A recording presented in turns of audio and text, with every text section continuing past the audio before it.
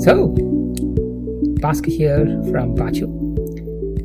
In this 2 to 3 minutes, let's try to demystify the Crown Commercial Services and the public sector facilities management opportunities. As you know, the UK FM market is roughly 30 billion, and some numbers put up to 35 billion depending on the data points.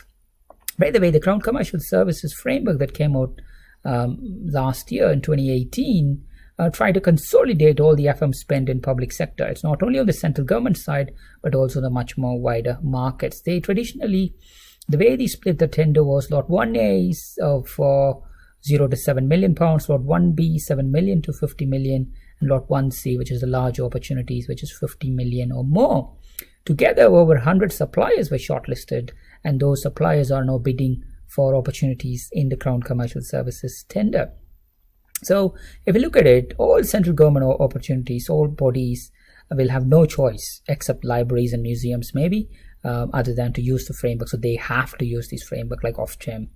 All the bodies needs to use it. But CCS is reviewing whether this generic package will work across all the sectors, and they're just fine-tuning it, as you would have found on the defense framework where 6 suppliers have been shortlisted. There was a lot of work that happened on the defense framework, lessons that was learned on the Crown Commercial. Lot 1 was effectively used in Lot 2, much more working closely with the bodies like DIO and others.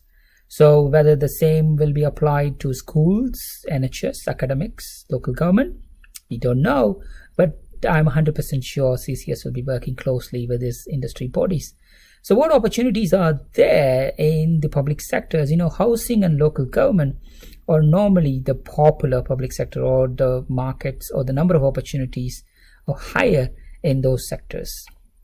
So followed by the other central government bodies that you are looking at. Some of the opportunities are renewed and extended as we speak because of the Brexit, whatever you call it. We are supporting few clients whose renewals are as far as 2023. So generally, if you're constrained with resources, it's always best to focus on your renewal projects rather than to try to bid for new opportunities. If you look into the lots, there are lots of opportunities that are under 7 million. Close to 2,500 opportunities are there, which is less than 7 million pounds annual value. But then the opportunities gradually dry down, which is over 260 opportunities between 7 million to 50 million.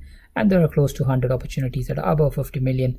But gradually those opportunities are all dismantled into smaller opportunities as we speak.